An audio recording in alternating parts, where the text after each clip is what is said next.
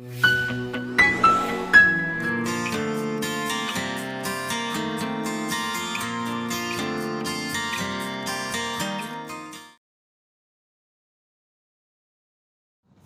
Everyone, this is doctor Shashidhar. ఈరోజు నేను అత్యంత కష్టపడిన ఒక కేసు గురించి చెప్పబోతున్నాను. కేసు ఏంటంటే, చైల్డ్ అరౌండ్ 8 years ఓల్డ్ చైల్డ్కి ఫోటోఫోబియా స్టార్ట్ అయింది. ఫోటోఫోబియా అంటే మినిమం కూడా లైట్ని చూడలేని పరిస్థితి అనమాట. అసలు బయటికి వెళ్ళడు, ఇంట్లో కూడా లైట్లన్నీ ఆఫ్ చేసి ఉండాలి. నైట్ అయినా కానీ లైట్లు వేయకూడదు. లైట్లు వేసాడంటే అబ్బాయి చాలా చాలా ఇబ్బంది పడిపోతూ ఉంటాడు. కళ్ళ నుంచి వాటర్ వచ్చేస్తుంది, కళ్ళు మినిమం కూడా ఓపెన్ చేసి ఉంచలేడు అనమాట. సో అలాంటి కండిషన్లోని తీసుకొని వచ్చారు. ఫ్యామిలీ హిస్టరీలో వాళ్ళ father suffered with abdominal tuberculosis, మదర్కి సివియర్ స్పాండిలైటిస్ ప్లస్ ట్యూబర్క్లోసిస్ ఉంది. సో ఇలాంటి గ్రాండ్ ఫాదర్కి వచ్చేసరికల్లా సివియర్ సోరియాసిస్ ఉంది, ఇంకా రకరకాల కండిషన్స్, డయాబెటీస్, హైపర్ టెన్షన్, ఇవన్నీ కండిషన్స్ కూడా ఫ్యామిలీస్లో అయితే ఉన్నాయి. సో ఫస్ట్ నేను అనుకున్నది ఏంటంటే, ఏముంది ఇది పెద్ద కష్టమేం కాదు, చాలా ఈజీగా ట్రీట్ చేసి అనుకొని కేసుని స్టార్ట్ చేశాను. కేసు స్టార్ట్ చేసి సిమ్టమ్స్ అన్నీ తీసుకొని రెమెడీస్ ఇవ్వడం స్టార్ట్ చేశాను. 1 రెమెడీ, 2 రెమెడీస్, 3 రెమెడీస్ అయ్యేసరికల్లా నాకు అర్థమైంది ఏంటంటే, ఈ కేసు అంత ఈజీగా మనం చేయలేము. దీన్ని చాలా డీప్గా మనం ఆలోచించే మనం ఈ కేసుని ట్రీట్ చేయాలి తప్ప మామూలుగా ఆలోచిస్తే మాత్రం ఈ కేసు తగ్గదు అని ఇంకా అప్పటి నుంచి ఇంకా లోతుగా ఆలోచించడం స్టార్ట్ చేశాను. ఫ్యామిలీ హిస్టరీని బేస్ చేసుకొని కొన్ని రెమెడీస్ని ప్రిస్క్రైబ్ చేయడం జరిగింది. బాబు కాన్స్టిట్యూషన్ని బేస్ చేసుకొని కొన్ని రెమెడీస్ని ప్రిస్క్రైబ్ చేయడం జరిగింది. కొన్ని సందర్భాల్లో బాబు సిమ్టమ్స్కి ఎక్కువ వాల్యూ ఇచ్చి ప్రిస్క్రిప్షన్ ఇవ్వడం జరిగింది.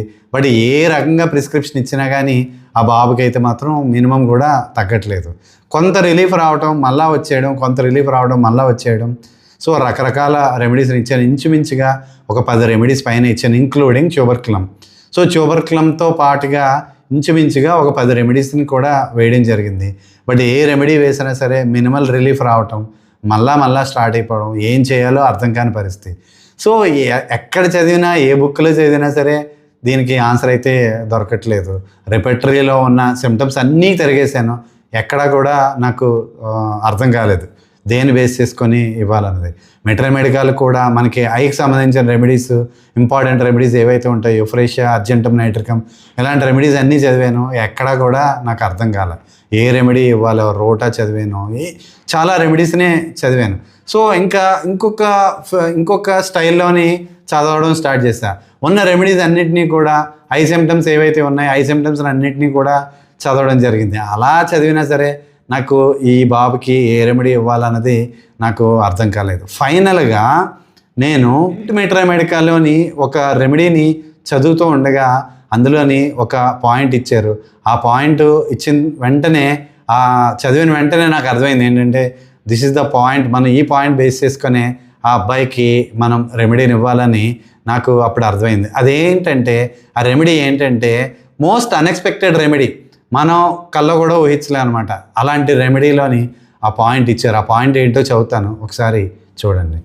So extreme photophobia in the sunlight with copious lacrimation, no remedy has photophobia more marked than graphites అని ఇచ్చారనమాట. సో కెంట్ మెట్రోమెడికాలో no remedy has photophobia more marked than graphites, అంటే గ్రాఫైటిస్ కన్నా ఏ రెమెడీలోని కూడా ఇంత ఎక్కువ ఫోటోఫోబియా ఉండదు. సో గ్రాఫైటిస్లో ఉన్నంత ఫోటోఫోబియా ఏ రెమెడీలో కూడా ఉండదని చాలా క్లియర్గా పాయింట్ని ఇచ్చారు. సో ఆ తర్వాత ఇచ్చిన ఐ సిమ్టమ్స్ అన్నీ కూడా చదివితే చాలా దగ్గరగా అనిపించాయి. సో ఆ సిమ్టమ్స్ కన్నా ఈ పాయింట్ని బేస్ చేసుకొని నేను గ్రాఫైటిస్ని ప్రిస్క్రైబ్ చేయడం జరిగింది.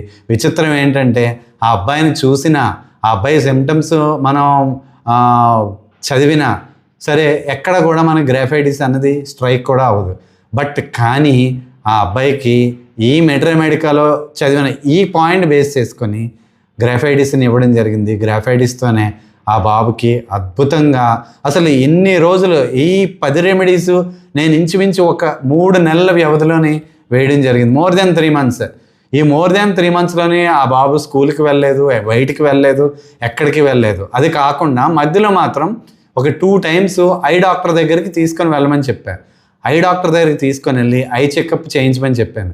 ఐ చెకప్ చేయించారు. ఐ చెకప్ చేయించి లోపల ప్రాబ్లం అయితే ఏమీ లేదు, కంగారేం పడద్దని ఆ డాక్టర్ అయితే చెప్పడం జరిగింది. బట్ సో అంటే ఇంటర్నల్ పెథాలజీ ఏమైనా డెవలప్ అవుతుందో లేదా అన్నది కూడా ఐ డాక్టర్ గారి దగ్గరికి పంపించి జడ్జ్ చేసుకున్నాం. సో ఇంటర్నల్ పెథాలజీ కూడా ఏమీ లేదు, లేకుండానే ఇంత సివియర్ కండిషన్ డెవలప్ అయింది.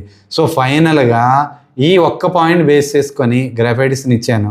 గ్రాఫైటిస్తోనే ఆ బాబుకి ఫోటోఫోబియా మొత్తం కూడా తగ్గిపోయింది. So this shows the importance of ఎక్కడో మనకి కెంట్ మెట్రోమెడికాలో ఎక్కడో ఇచ్చిన ఒక పాయింట్, ఆ పాయింట్ మనం మామూలుగా మెట్రోమెడికా చదివేటప్పుడు ఆ పాయింట్ మన మైండ్లో రిజిస్టర్ కూడా అవ్వదు. ఎందుకంటే నేను అంతకుముందు కూడా కెంట్ మెట్రోమెడికాలో గ్రాఫైటిస్ చాలా సందర్భాల్లో నేను చదివాను.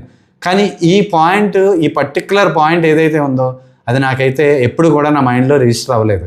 బట్ కానీ ఈ పర్టిక్యులర్ కేసు వచ్చిన తర్వాత ఈ పాయింట్ని వెతికినప్పుడు నాకు బాగా ఈ పాయింట్ నా మైండ్లోకి బాగా వెళ్ళింది. నాట్ ఓన్లీ దట్, ఈ రెమెడీతోనే ఒక అద్భుతమైన క్యూర్ ఆ బాబుకి జరిగింది, ఈ ఒక్క పాయింట్ బేస్ చేసుకొని. సో కెంట్ మెట్రోమెడికాని ఖచ్చితంగా అందరూ చదవండి. అందులో ఉన్న ఇలాంటి అద్భుతమైన ట్రెజర్స్ ఇంకా ఇంకా చాలా చాలా ఉన్నాయి. వాటిని అన్నిటినీ కూడా కెంట్ మెట్రోమెడికా చదివితేనే మాత్రమే మనం అర్థం చేసుకోగలుగుతాం రెమెడీని కానివ్వండి, ఎలాంటి పాయింట్లు కానివ్వండి. సో కెంట్ మెట్రోమెడికాని మాత్రం అందరూ చదవండి. Thank you everyone.